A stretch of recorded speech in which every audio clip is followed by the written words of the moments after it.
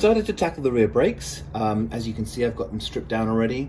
The main goal is to replace these wheel cylinders, which are pretty knackered on both sides. In fact, on the other side, the rear brakes had seized, which is why I couldn't really drive the car anywhere. Now, the hardware inside of the brakes was pretty rusty, so I'm going to replace that as well. I've managed to get myself some accessoires mâchoire de frein arrière. Sounds very fancy. Now, in concept, the rear brakes are extremely simple. It's just a drum with a bearing inside of it that you pull off. I used a slide hammer to pull it off, which works very nicely. A couple of brake shoes and some hardware.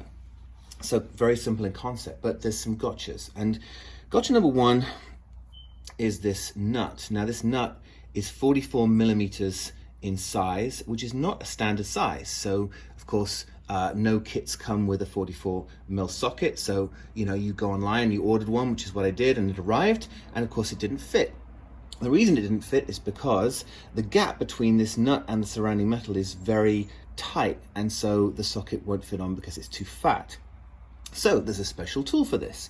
I ordered the special tool, and the special tool is a $50 tool that also doubles as a bearing removal tool. I haven't figured that out yet, but that's what it does.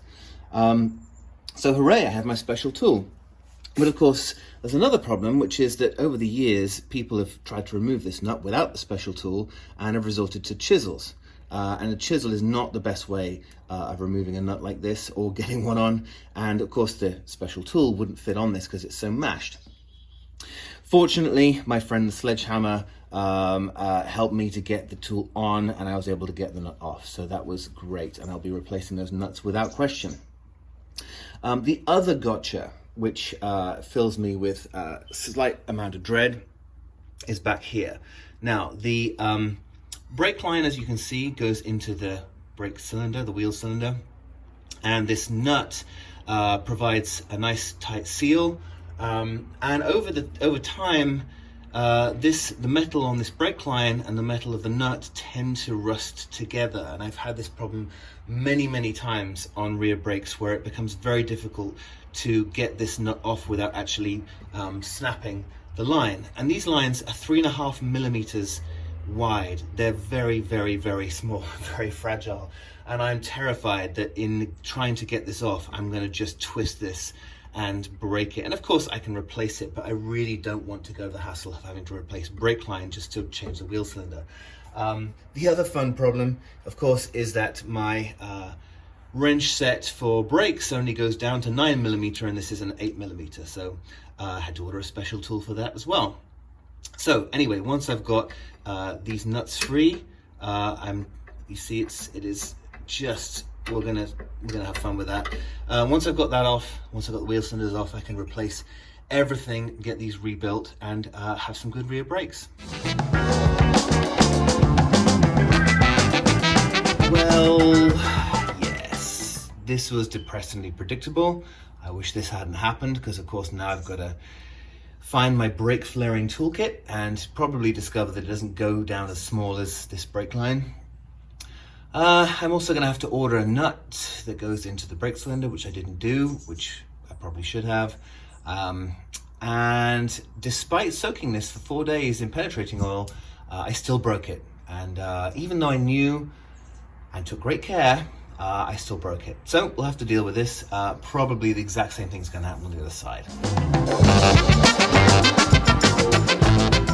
Good news and bad news. The good news is this brake line doesn't seem too rusty. I think it's actually going to be perfectly serviceable, and I'm pretty sure that we can reflare this with a new nut on, and it's going to be just fine, which is good, because this brake line goes all the way up into here and turns into a coil right inside of this trailing arm, and I really wouldn't want to have to deal with that. So that's good. That's the good news. The bad news is that, as predicted, this is my brake line flaring tool, and it goes down to 4 millimeters, and fully tightened, I can just get it straight on that brake line. So that is not going to work for flaring that line. So I'm going to have to come up with a new solution for that. Well, okay, scratch that. I'm not going to be flaring anything on this car, as it turns out, because Not because my brake flaring tool is too small, but because, as I've discovered, it doesn't use conventional flares at all. In fact, it doesn't even use a metal-to-metal seal between the brake line and the wheel cylinder like every other car I've ever come across. So I've just got off the phone with Kenji from tcvsource.com. Super helpful guy, and he explained to me that in fact it uses a rubber seal between the specially flared brake line and the wheel cylinder, and this is an important fact to discover for two reasons. One, it means I'm going to have to replace the entire brake line. I don't have any choice about that, which means dropping the fuel tank again. And two, you do not want to over tighten these things, because if you assume that it's a metal on metal connection, you'll do them up really tight and you'll in fact destroy the rubber seal. Well, my contraption has arrived. Check that out. I mean, if you found that by the side of the road and you didn't know what it was, I mean, what would you guess that is? It's the most elaborate, the most fragile, and quite honestly, the most beautiful piece of brake line engineering that I've ever come across. Now, this is going to get fitted. This coil has to go right the way inside this trailing arm here. I've already managed to free up the old brake line. You see, it just has these little bits that go underneath these clips that bend over. And according to Mr. Haynes, this is not a particularly difficult job, so I'm going to hold him to that, and hopefully in an hour or so I'll have this whole thing fitted and everything will be fine. Okay, well, the old one is out. Now, it was relatively easy to get it out because you can just yank it out. Getting the new one in, I think, is going to be a little bit more challenging. Now, looking at these side by side, it's kind of clear that they're expecting you to bend this pipe to some extent, which is fine. I'm not too worried about that. Maybe this needs to extend also a little bit to match this. My biggest concern, though, is the finagling that it's going to need to get this bolt lined up with the hole in the tube, because it's, you know, a small hole, while at the same time getting this to go through the other hole that it's supposed to go through. That's the bit that's I think going to be a bit of a challenge, but I don't know until I try, so let's give it a go. Okay, I've managed to get the easy bit done, which is to get the end out of the bigger hole. The challenging part now is going to be, you can't even see it, is getting the nut that I showed you through this hole right here. Now, I'm going to have to approach that from some sort of, I don't know, long pliers inside the tube. I'm not sure really quite how I'm going to do that. Let's give it a go. There's three approaches to this job, I'm concluding. There's wiggle and hope, which I've tried and doesn't work. There is maybe with some kind of remote camera and pliers, treat it like a kind of keyhole surgery operation. The third is a little unconventional, but I'm actually quite optimistic it's going to work. And I've super glued some string to the end of the bolt, and if I can just thread this string through the hole, I should be able to just pull it through, and ta-da! So if that works, I'll feel like a hero.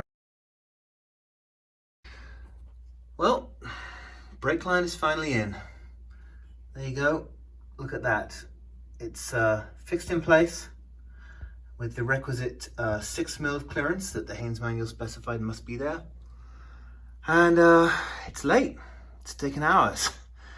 What a dumb job. Oh my gosh. This is one of the dumbest jobs I've ever done on a car in my entire life. Conceptually, it's so simple. But if I get underneath here, the brake line basically just exits out of this tube into this three-way junction here. I've put all new seals, all new rubber seals in this junction, because I never ever want to have to come under here again and do anything with this. The real tricky thing though is just getting that nut through the hole was just such a pain. It has to be at exactly the right angle. The nut's not even, doesn't even have a point on it to help you. You know, there's very, very little leverage you can get by sticking anything down the tube because the coil's in the way. What a dumb job. Honestly, like my top tip to anyone contemplating doing this job is just don't bother. Just burn the car to the ground. I did a thing. It's finished, or at least this bit of it's finished. No matter how much pain you go through in a job, it's always good to see new parts on. You can see back here the lovely new brake line going all the way back up into the arm, the fancy coil, and then into the three-way connector back up there under the fuel tank. So the plan is to get this drum back on. Now I've put new bearing seal, new grease seal, packed the bearings with grease, cleaned out the drum. That doesn't seem too scored, so we're good there. Get that on with a nice new nut. I actually ordered some nuts, so that's great. Some nice new nuts. Then do the same to the other side and put the fuel tank back in. My one concern is that three-way junction is going to leak, because I honestly don't know how tight to do these nuts. I've never worked with these rubber seals before. Kenji said not to tighten them too tight, and I haven't. So, but I want to make sure that if I do have any leaks, that I can see them clearly before I put that fuel tank back in.